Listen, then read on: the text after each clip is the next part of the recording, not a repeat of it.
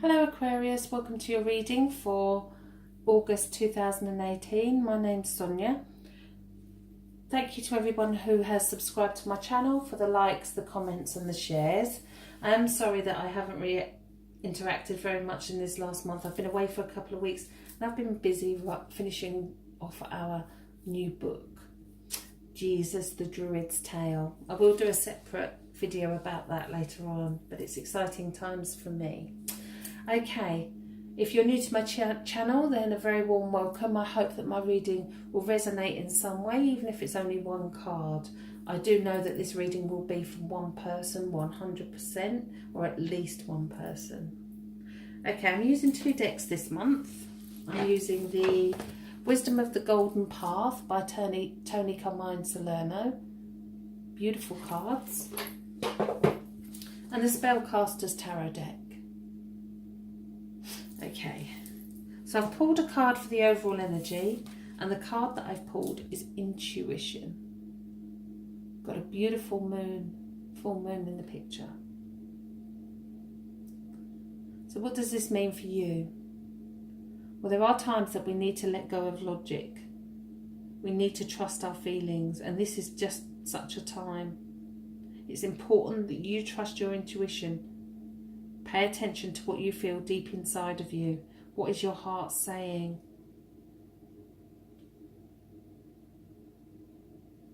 What is it that you would really want? What is it that you really need? The answer will always dwell within your heart, not within your mind. Your heart holds your true essence, your potential. It is the gateway to your soul. This is just about following your instincts. So know that you are being guided intuitively. Know that you are protected.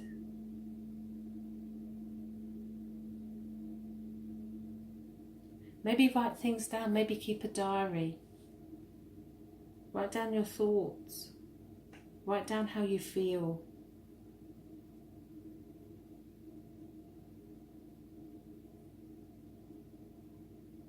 Because you will be guided. It's a lovely card. Leave her on the table. Okay. As I shuffle, I'm asking the tarot for guidance for Aquarians as they go through August. Any guidance that the tarot can offer? Anything that the tarot can reveal would be much appreciated.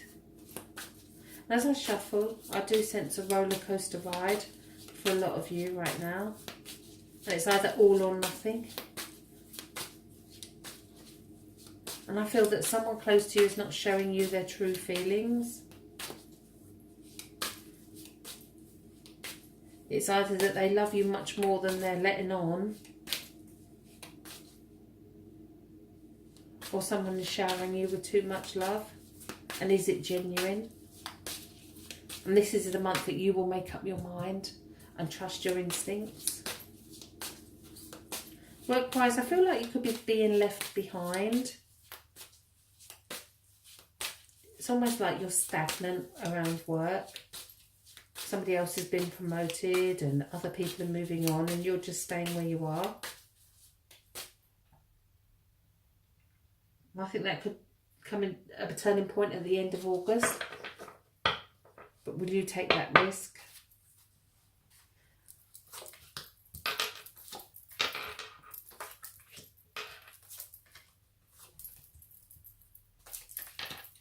Okay. The card that is on the bottom is number 3, the Empress. It is one of the major arcana. She is the mother figure. She is the nurturer. She wears her heart on her sleeve instead of her body. So there's very much a month around love and feelings. She gives everything her all. She doesn't hold back. Okay. So what's going on around you right now? And we have the Seven of Wands. If we look at the picture, she's standing strong and tall. She's worked very hard to where she's been. However, she hasn't really put her foundations down right. She's treading on them, but they're not in a position where they can grow and become stronger. She's kind of made her own... when I say stagnant, this is exactly it. This is exactly how I felt around work and stuff, and even around relationships. It's all there, but it's not actually doing anything or going anywhere.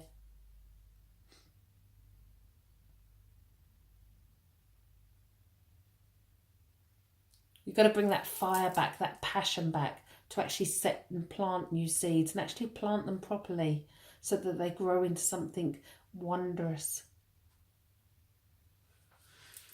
So what's stopping you? And we have the Hanged Man.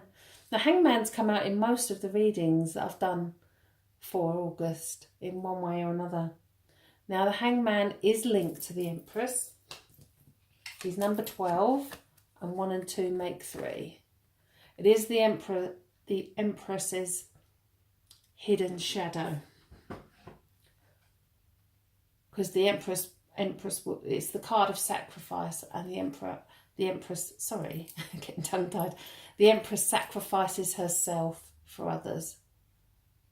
So this is a card of self-sacrifice, and this is exactly what the Empress does. So maybe it's time for you to say no to somebody around you.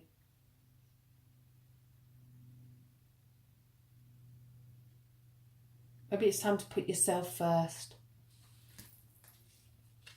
So let's see what's led up to this. And we have the 9 of Pentacles. I love this card because of the expression on her face. It's work, work, work, work, work. And she's built this amazing wall, but she's not fulfilled. There's something that's not quite there. The squirrel has a scarf over its head. The 9 of Pentacles is somebody who is very independent with money and very good with money. However, it's getting to that stage at the 9 where there's something else out there for you. Something other than just work. Okay. In your subconscious, reversed, we have the 6 of Wands. So the 6 and the 7 are together. The 6 is a celebration of all that you have achieved. The 6 is the point where you're on the top of the mountain. And it's almost though you're not quite there yet. You've put everything down and everything's still not quite right. I don't do reverse meanings in the tarot, only that there's a blockage or an obstruction to that particular energy of that card. So the meaning of that card is success and celebration. But before that can happen, there's something that needs to happen first. So it's all there. It's just a case of tweaking a few areas until you get it right. Okay, in the higher conscious, we have the 3 of Wands reversed. So this is all about your inner drive, your inner passion. And the 3 is very much a karma card. She's laid down 3 wands. One is grown much bigger. She's setting the birds free to fly. So this is about you being free to fly.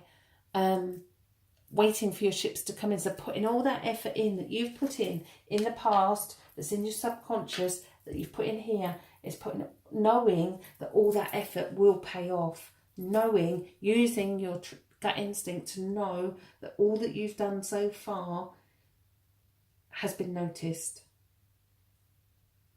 We reap what we sow in every area of life. I don't actually like that saying too much because I think events and experiences happen that we have no control over, and I know from personal experience that you think things are perfect and then wallop, you get something else happen in life. So here we go, let's see. Here and now, we have the Seven of Cups. So you've got two sevens there, the Seven of Wands and then the Seven of Cups. The Seven of Cups is the daydreamer, the illusion or disillusion, whichever way round you want to see it. The card of fantasy and daydreaming, believing in your dreams, making your dreams a reality. It's about wishing for what you want and making it happen. It's a beautiful card. Okay, so let's see what August has in store. And we have reversed the Devil. There's two people with their chain, which are chained to each other. Now, the Devil is the card of addiction, especially around relationships. It can also be an addiction to food, drugs, gambling.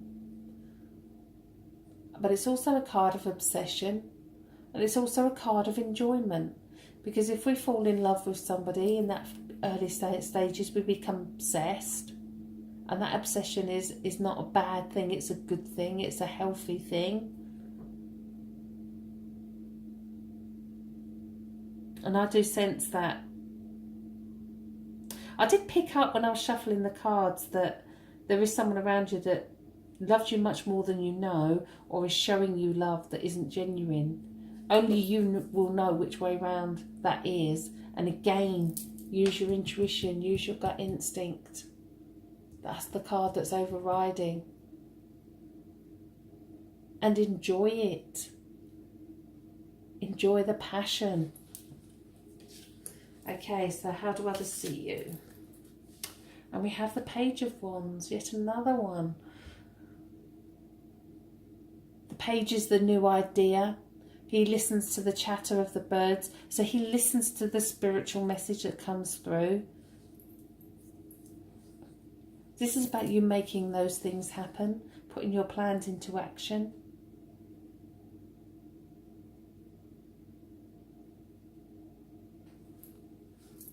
Okay, the last two cards are the most important in the reading. Your hopes and fears and the final outcome.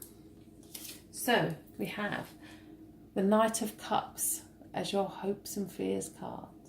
To me, the Knight of Cups is Prince Charming, a knight in shining armour, which we have here, someone coming to your rescue. In this particular deck, he's on a fish rather than a horse.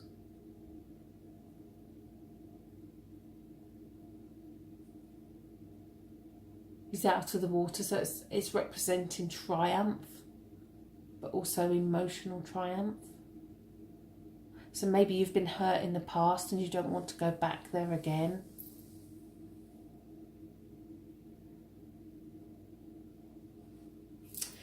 Okay, so let's see what the final outcome is for you. Always know that you have free will and you can change the choices that you make to change the outcome of the cards. And we have the Two of Cups, the perfect union of two people. What can we say? It's a celebration of two. Could well be that you have a decision to make around two people. It could well be that someone is going to come back in from the past.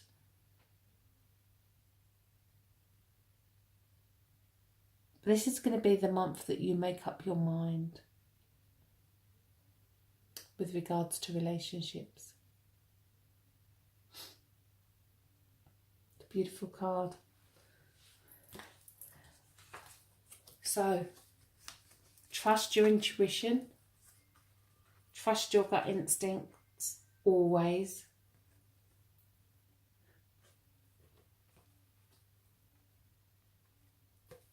The Empress is watching over you. in the next coming month. She is the mother figure. So if you have lost your mother to the spirit world, or grandmother that you were close to, know that they're going to guide you. They'll guide you in the right way. So listen to what your heart is telling you, especially around a relationship. Okay, well, thank you for listening to the reading. I hope that it did resonate with you in some way. If it did, then please comment for me. If you haven't done so already, then please can I ask that you subscribe to my channel. I do put links in the description for all the cards that I use in my readings, and also for the fairies that are on the table. There is also a link for a free psychic reading as well. Okay, if you'd like a private reading with me, please contact me, Sonia at the spiritualcentre.net and thetowercentre.com, and the email address is sonia at thetowercentre.com.